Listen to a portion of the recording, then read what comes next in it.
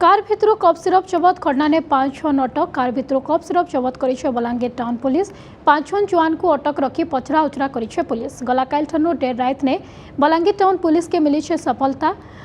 Smart park पास देकरी जाइथबार bypass रास्ता ने car थी कप सिरप चालान होथबार नेकरी खबर पाइथला टाउन पुलिस।